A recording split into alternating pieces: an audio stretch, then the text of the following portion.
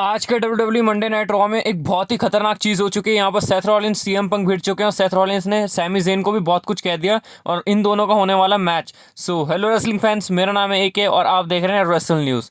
तो आज जो मंडे नाइट रॉ पे हुआ उसको पूरा सेगमेंट को एक्सप्लेन करूंगा। तो यहाँ स्टार्टिंग में हमें देखने मिलता है जो सीएम पंक है वो आ रहे हैं बैक स्टेज से और यहाँ जे ऊसो और सैमी ज़ेन से हाथ वाथ मिलाते हैं और फिर उसके बाद आते हैं वो रिंग के पास, मतलब स्टेज के पास, और वहाँ पर अपनी एंट्रेंस करते हैं। फिर उसके बाद वो बताते हैं कैसे कि वो स्टील केज मैच से सर्वाइव कर गए, वो वॉर गेम्स मैच से सर्वाइव कर गए और अभी स्टिल इधर खड़े हैं और वो अपने फ्यूचर को देख रहे हैं। फिर यहाँ सीएम पंक बताते हैं कैसे वो वहाँ जा सकते हैं, बोलते हैं रॉयल रंबल जीत के, एलिमिनेशन चैम्बर जीत के, जो उनका हमेशा से मेन गोल रहा है, और कैसे फिनिश करनी है अपनी स्टोरी, जो कि वो कोडी रोड्स को पॉइंट आउट करते हुए बोलते हैं। और उन्होंने ये भी बताया कि उनके पास अभी भी एक फेवर है जो पॉल हेमन उनकी मदद करेगा। और यहाँ पर हमें सीधा पता है सीएम पंक का एक ही मकसद है, वो है मेन इवेंट करना, जो कि रेसलमेनिया है। फिर उसके बाद यहाँ हमें सीएम पंक बोलते हैं कि मैं तुम सबको इनवाइट करता हूँ मेरे इस टूर के अंदर, जहाँ मैं अपनी फिनिश करने वाला हूँ स्टोरी। और यहाँ पर रेसलमेनिया के लोगों की तरह जहाँ पॉइंट आउट करते हैं वहाँ पर वैसे भी उन्होंने पॉइंट आउट किया। और यहाँ सीएम पंक का बहुत ही बढ़िया हमें स्टार्टिंग में सेगमेंट प्रोमो देखने मिल रहा था।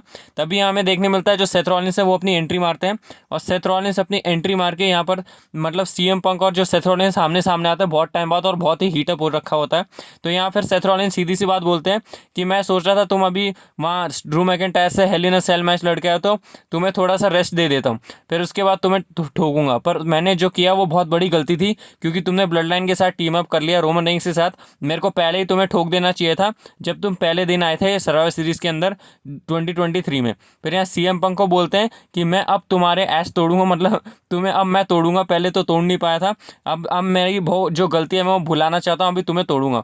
और मैंने बहुत टाइम से 6 महीनों से तुम्हारे बारे में सोच रहा हूँ। फिर सीएम पंक बोलते हैं मैं तो एक बार भी नहीं सोचा तुम्हारे बारे में 6 महीने के अंदर, पता नहीं तुम क्यों सोच रहे थे। और वो बोल रहे थे मैं अपना बिजनेस संभाल रहा हूँ तो तुम भी अपना बिजनेस संभालो। तो सेथ रॉलिंस बोलते हैं यही मेरा बिजनेस है।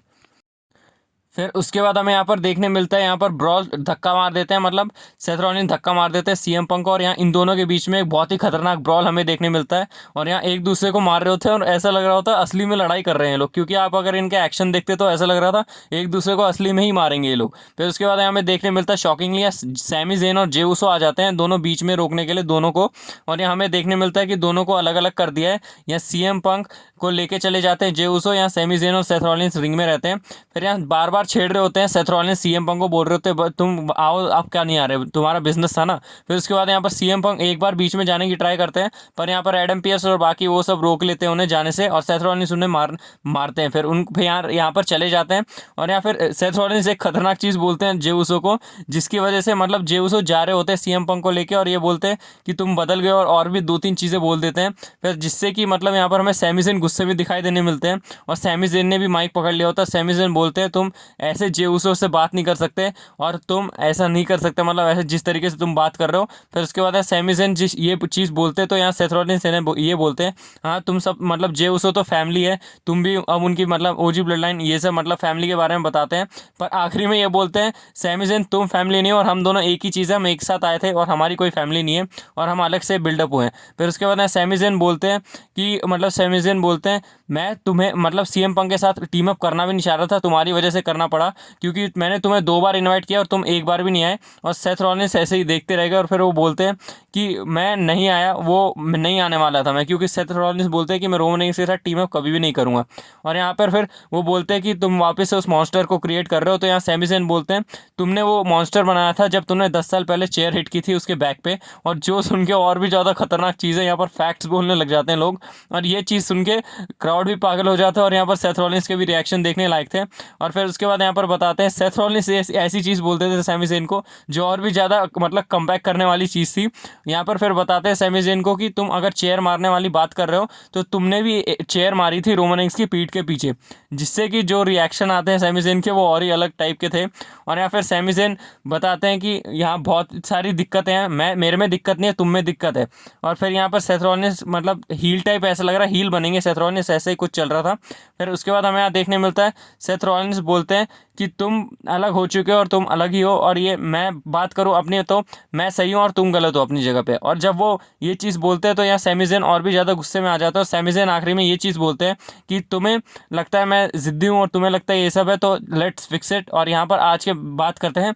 आज ये क्लियरली ये नहीं बताया कि उन्होंने मैच की बात की या फिर एक सेगमेंट की बात की है, तो यहाँ हमें मैच ही प्रोबेबली देखने मिलेगा। अभी अभी जस्ट मंडे नाइट रॉ का सेगमेंट खत्म हुआ है और अभी भी चल रहा है, तो देखो आगे क्या होता है और आगे क्या पता चलता है, वो मैं आपको हाईलाइट्स वाली वीडियो में बता दूंगा आज जो आएगी। तो बाकी यहाँ पर इन दोनों के बीच में जो ये सेगमेंट था बहुत ही खतरनाक था, और आखिरी में यहाँ पर फिर सेथ रॉलिंस भी मान जाते हैं कि ठीक है आ जाओ आज फिक्स कर लेते हैं, जिससे सैमी ज़ेन के रिएक्शन हमें देखने लायक थे और बहुत ही खतरनाक था। और ये जो सेगमेंट है बहुत ही खतरनाक हमें देखने मिला है इन तीनों चारों के बीच में। और यहाँ पर ऐसा लग रहा है जो सेथ रॉलिंस है वो हील जाने वाले हैं और या सीएम पंक फेस, और यहाँ इन दोनों के बीच में हमें लगता है इस बार तो रेसलमेनिया मैच हो ही जाएगा। और इस बार भगवान करे कोई भी दिक्कतें ना आए, पिछले साल हमें ये मैच देखने मिलता पर नहीं देखने मिला, लगता है इसलिए क्योंकि ये और भी ज़्यादा खतरनाक हो सकता था, तो इसको अभी बनाया जा सकता है बहुत बढ़िया, और बहुत बढ़िया बिल्डअप किया जा सकता है। तो आप बताएं आपका सेगमेंट के बारे में क्या कहना, और आप क्या देखना चाहेंगे आगे स्टोरी लाइन में सीएम पंक और सेथ रॉलिंस की। बाकी यही था आज का सेगमेंट जो मैंने आपको पूरी तरीके से कवर करके बताया कि आज क्या क्या हुआ इस सेगमेंट के अंदर। बाकी ऐसी ही इंटरेस्टिंग मज़ेदार वीडियो देखने के लिए आप रेसल न्यूज़ को सब्सक्राइब करें।